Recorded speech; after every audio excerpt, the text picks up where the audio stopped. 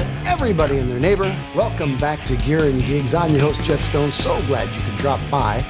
Today we're doing a pedal comparison, a classic comparison. That's Reggie back there. Hi, Reg. How you doing? I'm all right, Jet. How you doing? Oh, I'm doing good. Glad to see you again. We are going to be testing chorus pedals, the scourge of the 80s, but it's coming back. Everybody's kind of digging choruses. They're kind of making excuses for liking them. I think they're going to be the next big thing.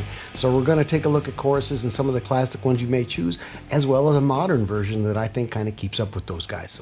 So what we've got today to test out is we've got the original Roland Boss CE-1, the big daddy of them all, the monster. The pedalboard eater. It's practically a pedalboard in itself. You could almost fit a distortion plus right between the two switches, I think, and make it work. But anyway, so that's AC powered. It's got its own hardwired cord, and we're running everything in mono today, so we won't have to worry about whether or not you guys are listening on headphones. We're kind of gonna listen to it in mono and see how it sounds. So we've got that one for our benchmark, our baseline, the original one, and then for comparison, we've got the slightly later version of the CE3, which is another Boss Roland product in the more conventional pedalboard economy size. Next, we've got the MXR Stereo Chorus, another classic from the 70s and 80s that was used by Van Halen and a lot of those kind of guys. That was his chorus sound. And then we've got, for the modern take, we've got the Jam Waterfall.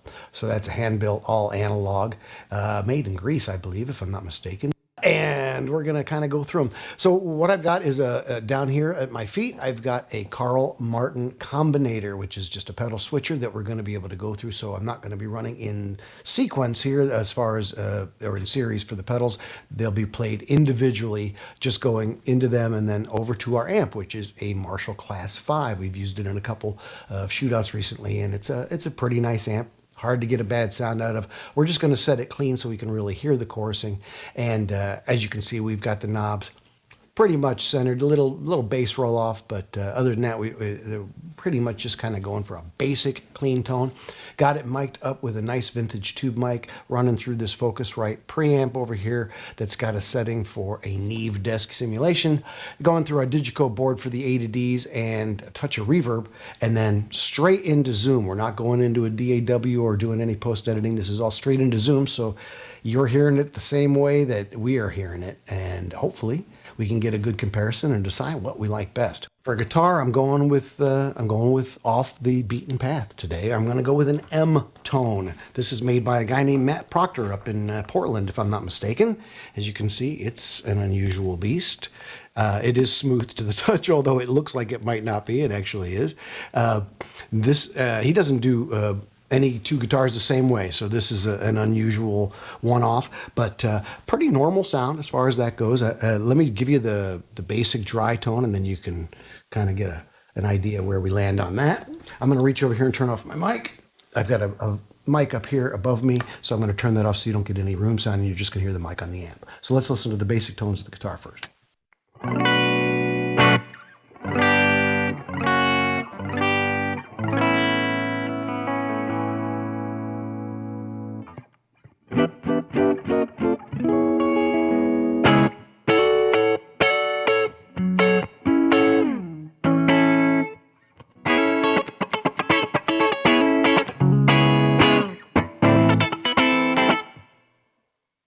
Okay, so nice basic tone. It's a nice tone. It's a nice sounding guitar. It is a nice sounding guitar, isn't it? When I was listening to it, I was trying to think, what does it remind me of? Well, it just reminds me of good guitar tone. You know what I mean? I couldn't say, well, it doesn't sound like a Strat. Doesn't sound like a Les Paul. You know, it just kind of... It's almost 335-y. It's got a softness. Yeah. It does have a bit of a hollow body kind of vibe to it. Which it's not, right?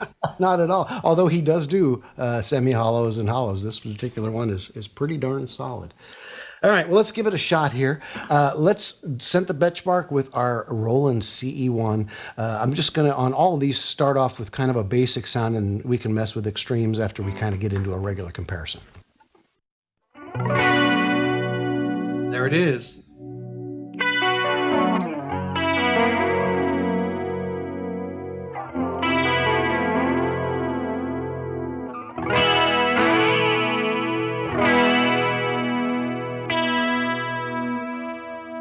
Okay, it's hard to beat that. It's just so. I mean, you know, I was like, okay, Alex.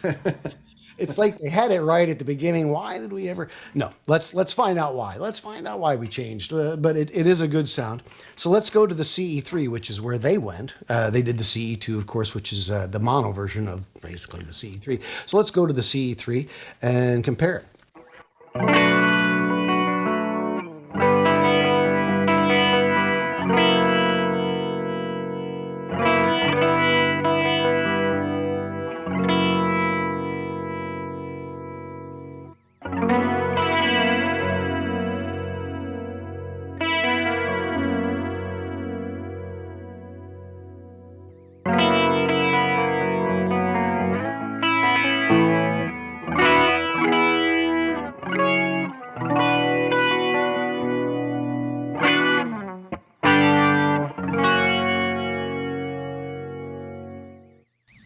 The original has more depth, more bottom, More warmth. more warmth. Yeah, the CE3 still sounds lush, Right.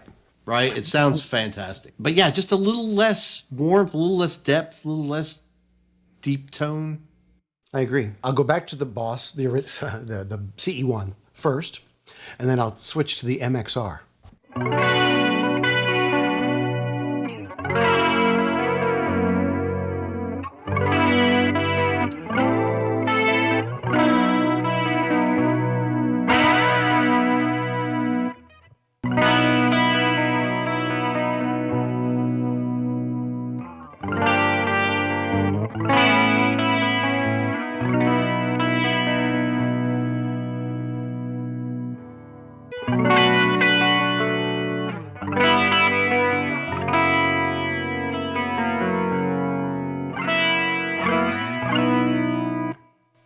Now the MXR has got an EQ. It's got a bass and a treble EQ. I've got the treble boosted now just a little bit. That's one of the things I did, just a hair. It's got a width, it's got a speed, and it's got a depth. So it's got more flexibility. There is a filter, which is engaged right now. So I'm going to unengage the filter and let's see what that does.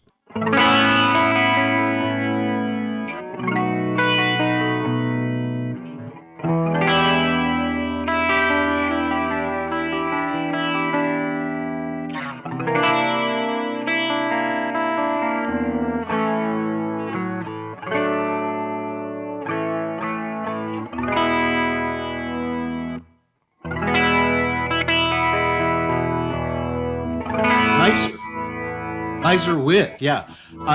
Is it a notch filter? It kind of sounds like it's cutting. I think it's a low pass filter. I mean, a high pass filter. When it's not engaged, it's almost as if the effect is a little too harsh in a certain range. And then when it's engaged and it filters that out, then it's more. Then it sounds more even and spread out from top to bottom. Yeah, it seemed to get more even and bigger. Yeah. The MXR sounds more like the CE1 than the CE3 does. I completely agree. In fact, I couldn't, when I switched, I had to double check that I had switched. Right. It's like, wait a minute. I'm like, Hang on now a second. That one actually does sound closer to the original than the CE3 does. Although the CE3 still sounds fantastic. The two blue guys are running on 9 volt. The MXR is running on 18 volts. That may make a difference, because I think that's what the difference is in the Mistress and the CE1 versus any of the newer pedals, is they're running on AC power. So it's right. That's you true. have a higher milliamp, whatever headroom voltage. There's more power going to the pedal and therefore more warmth. And you can run it on 2 9 volts or a power supply. We're running everything on power supplies right now. So let's go back to the CE1 once again to just kind of get our ears lined up with that. And then I'm going to switch to the Jam. And the Jam is the only one of the bunch that I've never heard. Oh, great. Okay.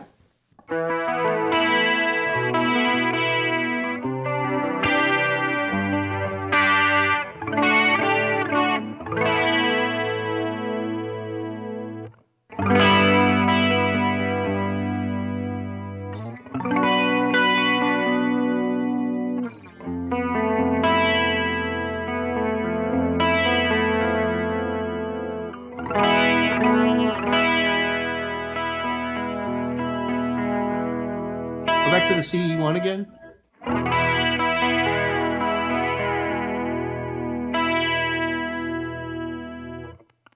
Now there is some adjustability on the Jam. There's a couple switches. Let me mess with them and see if I can get a sound that's a little bit more reminiscent of the CE-1.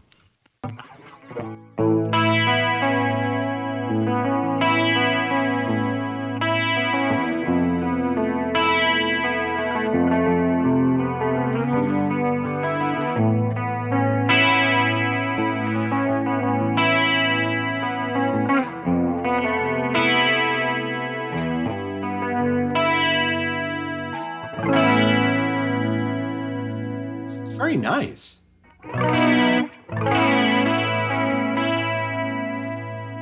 Wow, okay.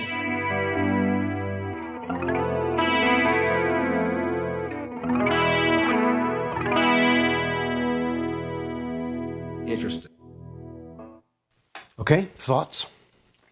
I like that pedal. The Jam? That's that might be my favorite of the bunch just on first listen. And I'm trying to put my finger on why it is, because the truth of the matter is, as a shootout, this is probably the closest four pedals sound to each other of anything that I've ever heard before. Things usually have pretty noticeable differences between them. I mean, it's the same effect. You can hear it's the same effect, but it's usually in the dynamic range. There's something that is obviously different from one to the next. And these four are all really pretty close. The differences are subtle. The biggest surprise to me was how close the MXR was to the CE-1. And then you put the Jam on, I was like, well, that almost sounds better than the CE-1. And I don't want to say it does, because I need to hear them two again, back to back. But like just the first time I heard it, it was like, oh, there's a richness there that is lacking in all three of the others. Okay, well, let's do this. I'll turn off my mic. I'll go CE-1, CE3, CE-1, MXR, CE-1, Waterfall. So it'll be 6 coming through. Okay. All right, so we'll start with C1.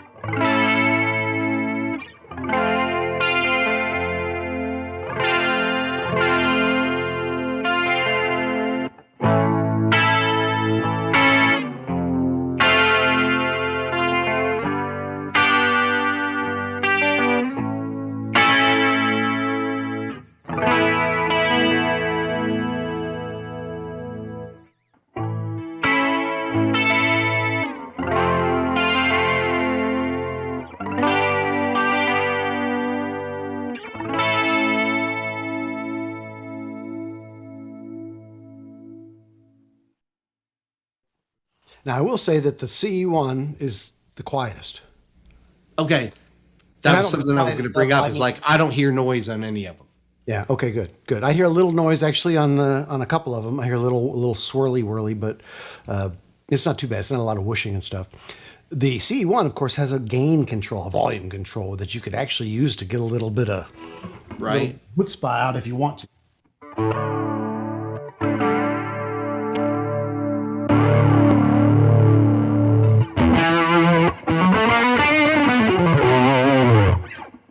It's kind of very interesting. Yeah, that's interesting.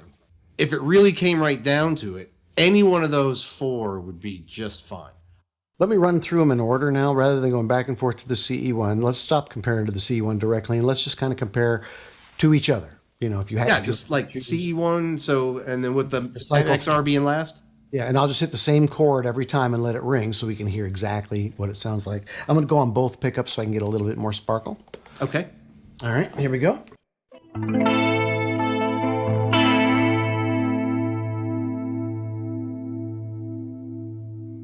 Nice. Slightly less bottom.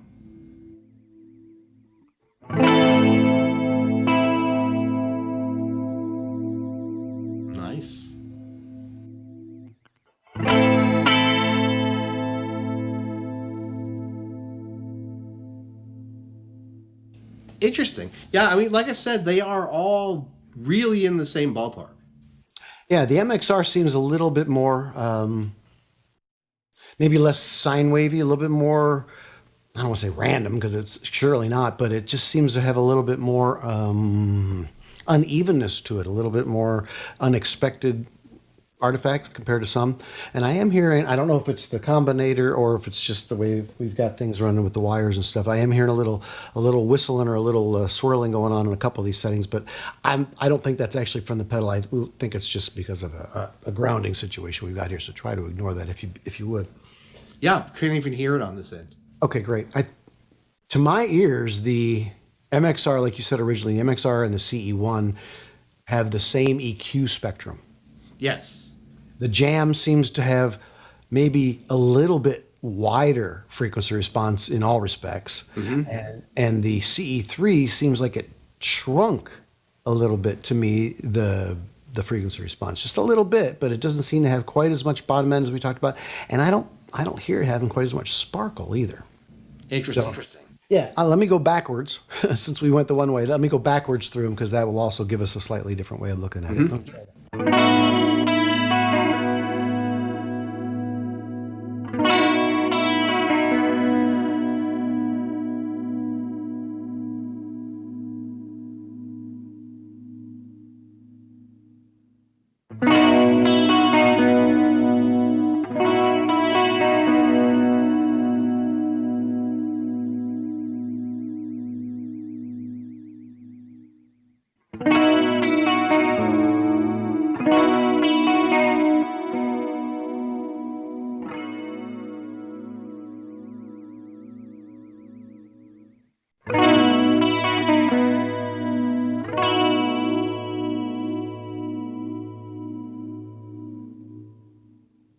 And doing it that way, by the time you get to the CE1, it seems less exciting somehow.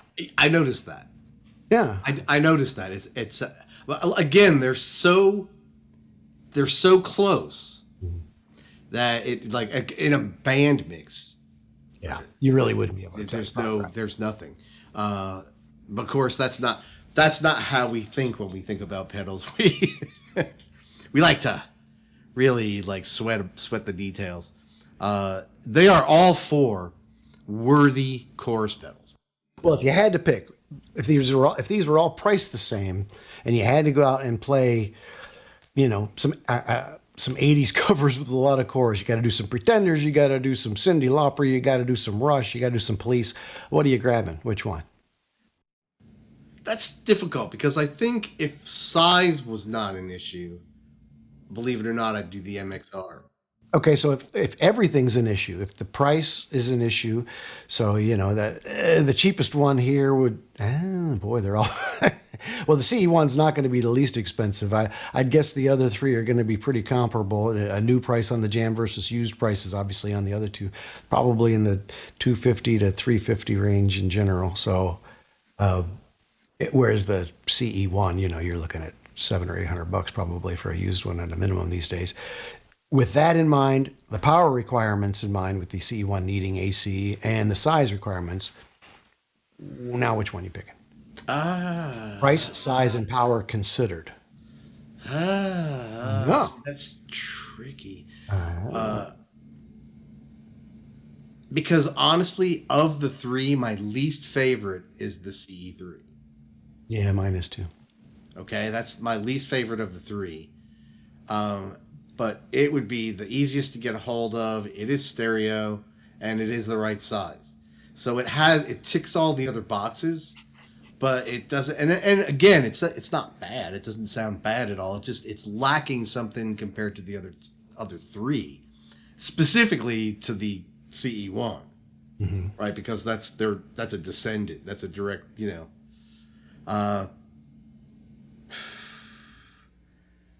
Yeah, I'm gonna stick with the MXR. MXR, are you? MXR of those four. Wow. Yeah. Well, Eddie Van Halen would approve. I think I would go with well, if I didn't have to have stereo, if I was going mono, I think I'd go with the Jam. If I had to have stereo, I'd go with the CE1. I think I'd go with the CE1 just because even though it's huge and requires AC, my God, it just sounds so. Yeah, it would just have to unapologetically sit good off all the board. time. It would be on the floor by itself. Yeah, You know, it it's just it's kind on of the annex board. looped in somewhere. Yeah. A separate little board that flies along with your main board as a sidecar. It's the sidecar board. Yeah, I've had those. Yeah, yeah. Wow. Well, I didn't. This comparison did not. I'm surprised because I really thought that there would be, especially between 4 pedals and 3 manufacturers, I expected there to be a significant difference in the feel of all three, all of them. And it may be different with single coils. It may be different into a different amp, obviously. I mean, there's a lot of things that can change the response of it to your ears. But since we've run all of these things through the same... All through the same thing, yeah. You get a pretty honest idea of what you're working with. And I say winner, winner. Well, since you like the MXR, let me just run back to that for a second. I'm going to mess with the EQ because I haven't really played with that to see if I can enhance it. Maybe that'll end up being the one I like. Let's just do that for 1 second here.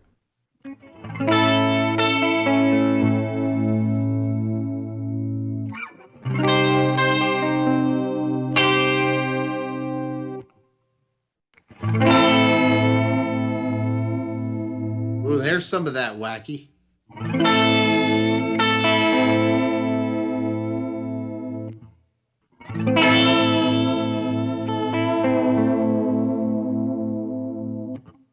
I don't know that the other ones are capable of quite that extreme a twist. Well, you know, I love pedals that go beyond what you would use them for.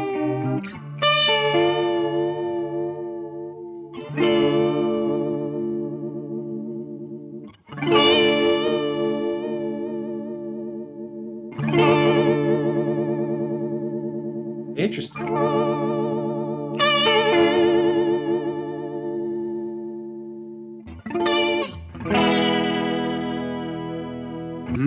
MXR's got a wide range of sounds. It is not a one-trick pony. Like Yeah, I like that, and I like having the the high and the low EQ on board too, because it can really dial in exactly. Like on a bass, I would probably roll the bass off a little bit and roll the treble up some. I'm going to take 2 seconds and try to get the most extreme sound out of each one, and then we'll wrap it up. Okay. Okay.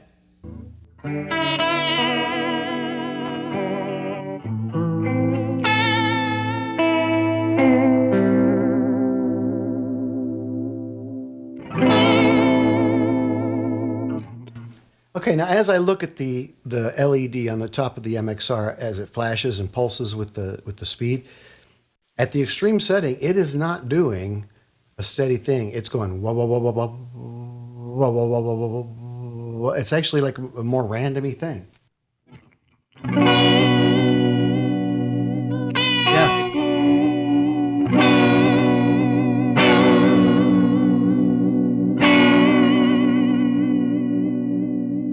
Yeah, and that's usable.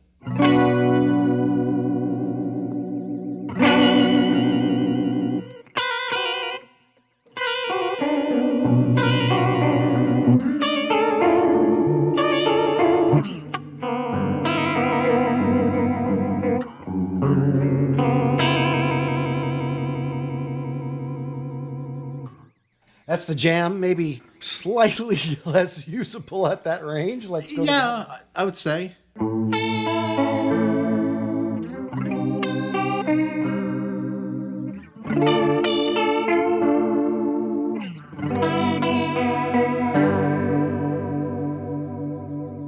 Less extreme, much more musical. Yeah, it doesn't really have a non-usable spot on the CE3, Right. and it's for the CE1.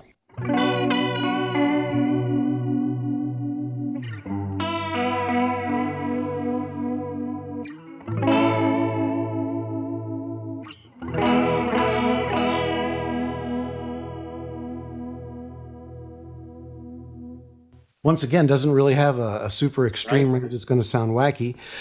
Several of these, in particular the Waterfall and the CE1, have also got vibrato, which we won't go into because hardly anybody uses it for that, but they both have a vibrato circuit. In fact, the CE1's got a whole 2-knob vibrato circuit that's pretty different, so that's kind of cool.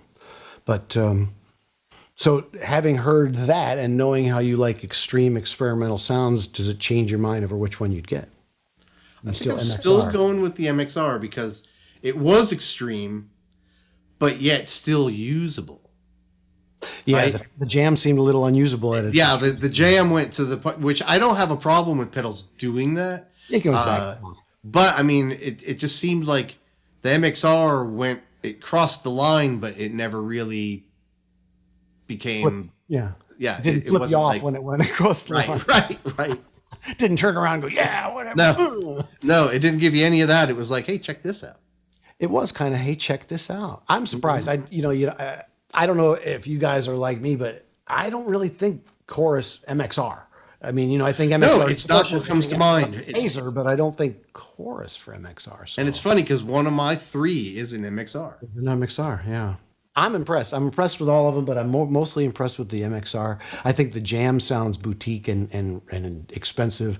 I think the CE-1, if you dialed up the levels and everything right, would be hard to beat for that classic Chorus sound. But I agree. Maybe I've switched and I'm going to go MXR for my board. The EQ is really nice. The EQ is nice. Yeah, that's a big bonus. It really is. Yeah. It really is. If it had the gain stage on it too, although let's be honest. I mean, if you're gonna have a pedal, you're gonna have a bunch of them anyway. So you're gonna have gain stages on your board. That's anyway. true. That's true. It's like you don't need it in the chorus pedal. That's true. Because you'll have 2 or 3 of them in front of it. So it's not a worry. Very cool. Very interesting. Hope you guys found it interesting too. Hopefully, you've heard some comparisons that you hadn't heard before. And I know I did. I've never directly compared these 4, so that's very cool for me. And you got to hear the Jam, which you hadn't heard, so that's yes. And final word again. None of these pedals suck. No, they're all pretty good. Yeah, they're all yeah. And in context of setting up the right gain staging, putting the right pedals before, after it, running into the amp with the guitar you like, any of them is going to sound great. It's really just a matter of what are you looking for. And I think there are not just feature differences, but a basic tone and modulation difference in each one that you can kind of pick out and choose which one works for you. Well, thanks for joining us. Thanks for joining me, Reg. Really appreciate you hanging out. Oh, thank you, Jet. Appreciate it. Insight on that. And until next time, for Reggie Nelson, I'm Jet Stone. We'll see you. Take care.